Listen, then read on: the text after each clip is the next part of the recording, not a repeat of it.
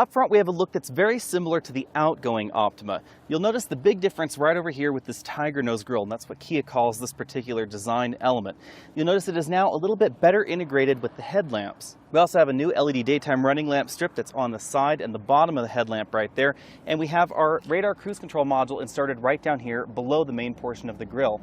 Now, included with this generation of the Kia Optima, if you get the radar cruise control, is an autonomous braking system. That would be a low-speed system designed to completely prevent certain rear-end style accidents. In order to help the proportion up front, Kia has actually made this generation of the Optima about an inch wider than the last generation Optima. That gives us a little bit better of a look up front and a little bit more space on the inside. The Optima's dimensions are up for 2016, but not as much as many vehicles that grow from year to year. This is now about 191.3 inches long or so.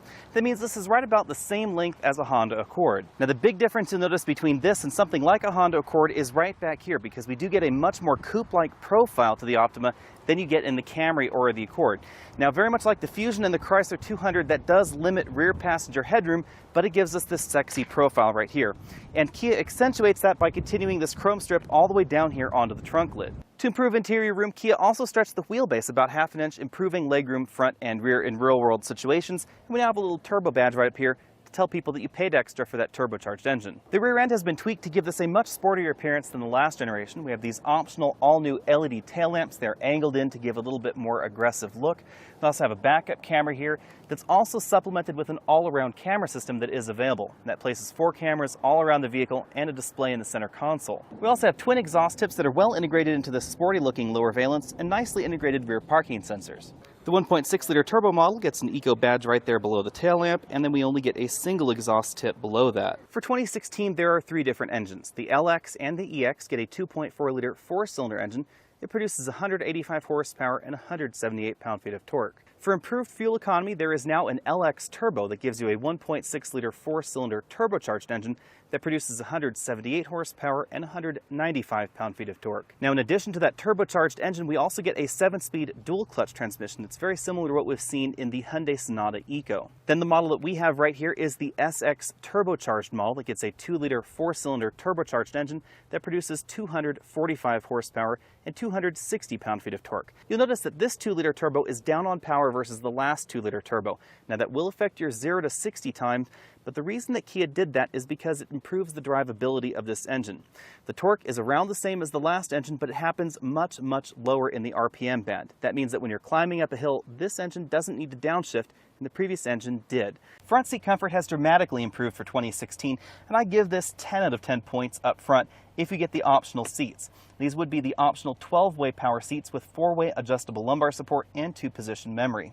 Now, this seat design is all new for Kia, and it really is a big difference between this and a lot of the competition out there that only has 2-position lumbar. The last thing that's changed up front for 2016 is that we now have the availability of a 10-way power passenger seat that we didn't in the last model. That means the seat bottom cushion is adjustable for height, and really the only limit that we get is that we don't have the 4-way lumbar support. We only get a 2-way lumbar support over there for the passenger. This car has absolutely no problem when it comes to rear seat legroom. You can see that I have about 6 or 7 inches left sitting right here behind myself in the driver's seat at 6 feet tall. The problem is headroom, and it's all caused by the profile that we get on the side of the Optima. It means that if I were to sit upright in this back seat and have my head touching the headrest, my head is touching the ceiling. Also new for 2016, we get available window shades that are built right into the rear doors. Taking a closer look at the interior, our particular model has the optional panoramic moonroof. Both the driver and the front passenger have 2-way adjustable headrests and height adjustable shoulder belts. Since we are in the SXL model, we get this very attractive quilted leather trim. This is sort of a brown leather. Now, there's sort of a reddish leather available in the SX, and this SXL model gets this brown Napa leather trim. It's cross-stitched, as you can see, in those little hatches right there, and then we also get perforations for the seat ventilation system. Now, in case you're wondering, Napa leather is one of the softer grades of leather, and that simply means that these seats are much softer than you'll find in most of the entries in this segment. Over on the front doors, we have soft-touch injection molded plastics on the upper and middle section of the door, as well as a soft-touch armrest. You will find harder plastics down lower on the door right around here, and in this bottle holder in the door as well. Now, the dashboard and the doors do benefit from one of the latest trends in automotive interiors, and this is after stitching on an injection molded dashboard. So the parts you're seeing here on the left and the right side of your screen are actually just regular old injection molded dashboard components, and then they run over them with a sewing machine, giving it this stitched look. So these are not not actually multiple pieces of fabric tied together, but this is real stitching in that dashboard. The overall dashboard design in this generation of the Optima is slightly reminiscent of Mazda meets BMW. We have this chrome ring around the infotainment screen in our model. Our model does have the up-level 8-inch screen right here, and you can see that we do have the 360 surround camera showing right now. Now we are in drive, so it's showing the front view. If we put it in reverse, it would show you the backup camera view with the dynamic lines. Continuing on down, we have a storage cubby here that was very easily able to accommodate an iPhone in that manner. We have a single USB port. We also have Qi wireless charging, as indicated by that little light right there, and a 12-volt power outlet. Continuing our way back, we have another storage cubby right there, two very large cup holders, and our very traditional console shifter right here. Over to the left for manual mode, up for up, and down for down. Now behind that shifter, we have a few new buttons here. We have the heated steering wheel button, which is standard on most models of the Optima. That is a very interesting choice. Drive mode select right over here. This changes the way the drivetrain behaves. We have Eco, we have Sport, and Normal. Then we have our heated and ventilated seat controls for the driver and the front passenger seat, an electric parking brake, an auto brake hold, and the button to enable or disable that 360 view camera system. Between the front seats, we have a softly padded center armrest, which does open to reveal a very large center console. We have a little divider right there, and then we have an additional charging port right inside. This is charge only. It does not interface with the UVO system. Over on the driver's side, we have this attractive 4-dial instrument cluster, speedometer on the right, tachometer on the left, and then a color multifunction display between. Perhaps the biggest change in this interior is this Volkswagen meets Audi flat-bottomed steering wheel. It has very, very nice sport grips. It's one of the best steering wheels that I have driven in a long time. We have sport bump outs right up here. It gets narrow right there for you to put your thumbs. Very solid hand section right there.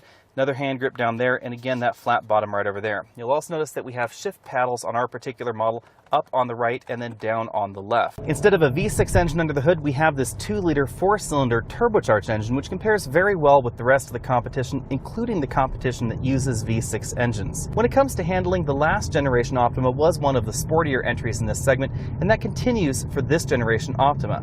However, the last generation was a little bit rough around the edges, and they've really smoothed off a lot of those edges for this generation.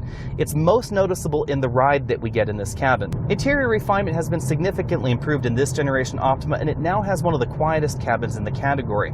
That's really down to the acoustic laminated window glass that we get in most of the versions of the Optima. Now again, that base model doesn't get a lot of the features that we've been talking about, but that does enable it to get that low starting price. We get a wide variety of safety systems, either standard or optional in this particular vehicle. Our model has basically everything, and that includes blind spot monitoring, cross traffic detection, the 360-degree camera so you can see what's around you.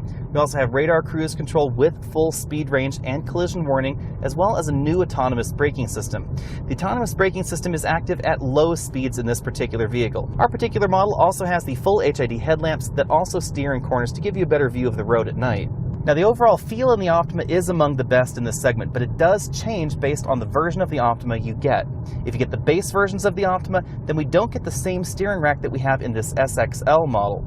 All versions of the Optima use an electric power steering system, but the base versions use one where the motor assistance system is actually in the steering column right here, whereas the upper level trims use one that's located on the steering rack, which is normally something that you find in luxury vehicles. That does give you a better feel. It reacts a little bit more quickly and allows a tiny bit more feedback to the steering column. So we are kind of talking about shades of gray here, but this does have about the same kind of steering feedback that we get in the Chrysler 200 and in the Ford Fusion. I would say it is perhaps a little bit lower than the Mazda 6, but not that much lower.